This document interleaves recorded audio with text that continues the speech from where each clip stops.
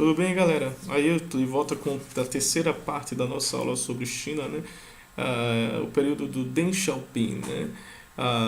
O período das reformas econômicas na China, né? Nós hoje observamos que a China é um país muito importante, né? E para entender essa importância da China do ponto de vista econômico, é preciso analisar esse período do Deng Xiaoping, tá? E aí o Deng Xiaoping ele cita, né, integrar a verdade universal do marxismo com a realidade concreta do nosso país, ou seja, adaptar o socialismo à realidade chinesa, tá? E aí eles denominam esse período, nessas mudanças, esse modelo chinês de economia socialista de mercado. Parece algo contraditório, mas é assim que os chineses acabam chamando esse modelo específico da China, tá? Mas lembrar o seguinte, o Deng Xiaoping vai fazer reformas, ele fez reformas de fato, tá? Mas as reformas na China são reformas econômicas, não reformas políticas, tá? Alguns jovens no final da década de 80 saíram às ruas, né? E para tentar, né, exigir a liberdade política.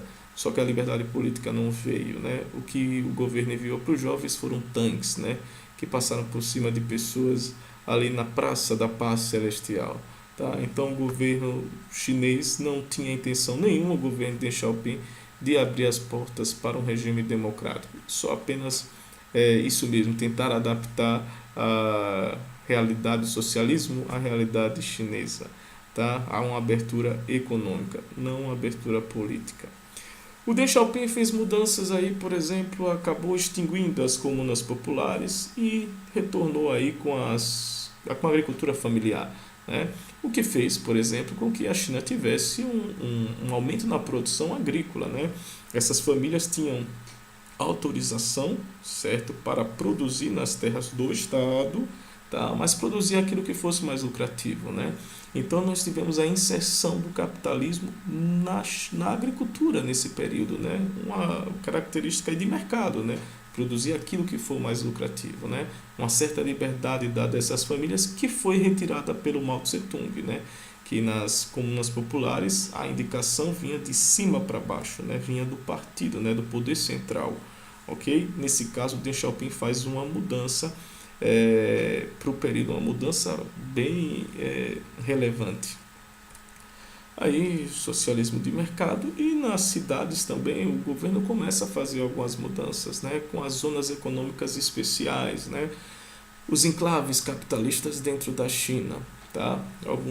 Algumas empresas mistas, capital privado e capital é, público, né, capital estatal, né, nesse caso, né, empresas onde tinha esses dois tipos de capitais também foram permitidas, e os enclaves, né, áreas capitalistas dentro da China, áreas em que eram aí permitidas a entrada de empresas privadas estrangeiras, tá? Então a China, o Deng Xiaoping, ele começa a abrir a China economicamente, né? Abrir os portos, né? E o que acabava se tornando, né? A China acabava se tornando um lugar bastante atraente, né? Com várias vantagens para essas empresas, tá? E por ser atraente, ter uma população tão grande, uma mão de obra bastante barata naquele período, né? As empresas começaram a ir para a China, e aí ela passou a ter esse crescimento econômico, né, que nós conhecemos ainda hoje, embora hoje tenha aí declinado um pouco, mas por algumas mudanças que a gente vai falar posteriormente, tá? Eu ponho essa imagem, né, que vocês estão vendo aí, o Google e a bandeira da China, né, porque dentro das comunicações há uma segurança muito grande na China, tá? Há limitações, né, dentro da China. Lembrar que é uma ditadura, né? A ditadura de um partido único, né? Partido Comunista e Estado na China, eles são uma coisa só, tá? Então, nesse caso, nós temos a comunicação funcionando aí sob controle do Partido Comunista Chinês, tá? Controle do Estado chinês, ok? E aí esse tópico dos fatores de atração, né? O que provocou essa atração dos investimentos na China, né? Eu falei dos baixos salários, embora nos últimos anos isso tenha mudado um pouco, né? Os trabalhadores na indústria da China hoje já ganham consideravelmente aí aproximadamente como um trabalhador brasileiro na indústria, né? Tem melhorado bastante, tá? O salário na China, ok? Já não é mais uma realidade que se torna tão atraente como em outros tempos, tá? Então, mas naquele período da abertura, na década de 80, década de 90 e até no início do ano, ali por volta do ano 2000, a China ainda tinha salários muito mais baixos em relação a países subdesenvolvidos, em relação ao Brasil, por exemplo, tá? Outra questão, políticas tributárias favoráveis, né? Redução, isenção de impostos na região também acabam contribuindo para que essas empresas sejam atraídas e se instalem na China, né? Mais uma vez eu digo, né, aponto, né, como eu apontei no vídeo dos tigres asiáticos, né, a industrialização dos países asiáticos é voltada para a exportação, tá? Então essas empresas elas são atraídas para o território para produzir e exportar essa produção, tá? Inicialmente o mercado interno não era o principal objetivo alcançar o mercado interno, até porque a população ainda era pobre, tá?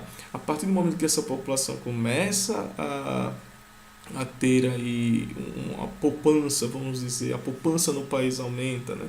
A partir do momento que esse país começa a ter uma parte da população que começa a prosperar, aí internamente o mercado também se volta para esse consumidor interno, tá legal? Isso a gente vai falar daqui a pouquinho também, um desses tópicos no último. Controle da taxa de câmbio, lembrar que a China, ela optou pelo câmbio fixo, não o câmbio flutuante, né? O câmbio flutuante, por exemplo, né, aqui que nós temos no Brasil, né, o valor da moeda ele vai oscilar de acordo com os investimentos que a gente recebe, né, com a entrada de dólares no nosso país, né? A entrada de muitos dólares, de muitos investimentos vai fazer com que esse dólar caia. A saída de muitos dólares vai fazer com que esse dólar aumente, né? O governo chinês então busca ter o controle, busca desvalorizar a sua moeda, né? Diferente no caso do Brasil, que deixa isso um pouco mais livre, né? Embora o Brasil utilize aí um câmbio flutuante sujo, né?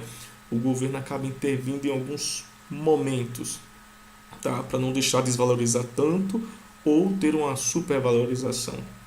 Tá? E o Banco Central acaba agindo em determinados momentos, tá? Para aumentar ou diminuir a oferta de dólares no mercado, tá?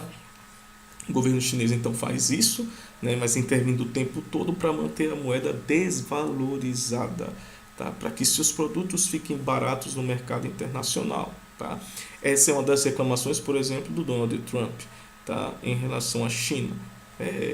Esse valor da moeda, essa intervenção estatal acaba, segundo ele, prejudicando os Estados Unidos, né? As suas empresas acabam indo tudo para a China por causa disso, né? Não há como concorrer com a China nesse quesito, tá? Esse é um dos argumentos que ele vai utilizar, né? Dentre outros e outros argumentos, tá? Disponibilidade de moderna infraestrutura, outro tópico. A infraestrutura nas EEs acaba sendo aí uma boa estrutura, né? A China investindo bastante nessas áreas, tá? Outro ponto importante é a disponibilidade de recursos naturais, o carvão, tá, chinês, né? A China investindo bastante no carvão, na extração do carvão mineral, né? Tanto que poluiu pra caramba, né? O território chinês hoje está bastante poluído justamente por causa desse crescimento econômico e a demanda por carvão, já que ela tem uma reserva gigantesca de carvão mineral, tá? Que é uma fonte altamente poluente. Fortalecimento do mercado interno, então aquilo que eu falei anteriormente, né? Era voltado para o mercado externo, mas o mercado interno passou a ser atrativo. Mais de 200 milhões de chineses com um poder de consumo de classe média, tá? Ou seja, um Brasil inteiro com poder de consumo de classe média, tá? Isso fez com que as empresas começassem a ver o mercado interno chinês, né, com outros olhos e se voltarem para ele, tá? Grandes marcas no mundo começaram a se voltar para o mercado da China, né? Um mercado bastante atraente e interessante para elas. O número de milionários e bilionários na China também, né? Foi um dos países, se não o país que mais teve um crescimento de milionários no mundo, tá? Isso também passa a ser bastante atraente para as empresas estrangeiras, tá legal? Então esse foi um ponto, né? Os fatores de atração, né? Sim, a China ela se abre, mas por que essas empresas vão lá? É isso que nós explicamos nesse tópico. Por que elas foram para a China, tá? Só que junto com o capitalismo vem contradições também, tá? as contradições, né, as desigualdades, elas são inerentes ao sistema capitalista, tá? Aí a questão, a discussão vai entrar entre a desigualdade vai ser um problema ou não, tá? Os liberais vão dizer que o principal ponto é atacar a pobreza. A esquerda, os marxistas, por exemplo, os socialistas já vão dizer que a desigualdade em si é um problema. Tá? A desigualdade gera a pobreza em si. Tá? Algo que vai ter essa discordância entre liberais e esse outro lado, né, socialista, os marxistas, né, entre a esquerda nesse caso, tá legal? Há uma contradição regional crescente na China, tá? Vocês podem ver, né, a economia chinesa, observe aí, o grande dinamismo da economia chinesa fica restrito mais ao litoral, né, onde se instalaram as ZEs, as zonas econômicas especiais, enquanto o interior ainda é bastante agrário, tá? É uma área aí que depende muito da produção agrícola, tá? Então nós temos essa contradição dentro da China, ok? Uma área mais próspera próxima ao litoral e uma área mais pobre no interior, tá? Uma China moderna e uma China agrária, tá? Esse é o retrato das contradições. O que é que o governo chinês tem buscado? Ele quer buscar atrair as ZEs para o interior, mas é algo muito difícil, né? Porque fica muito distante dos portos, tá? E algo que acaba dificultando a interiorização das ZEs, né? Um país muito grande, tá legal? Então, pessoal, esses são alguns tópicos sobre China, né? Eu espero ter ajudado com essa breve revisão, né? Espero aí que vocês possam ter compreendido bem o conteúdo, tá? Aceito dicas aí, por favor. Manda aí para mim algumas dicas para a gente melhorar, ok? Valeu, pessoal, muito obrigado.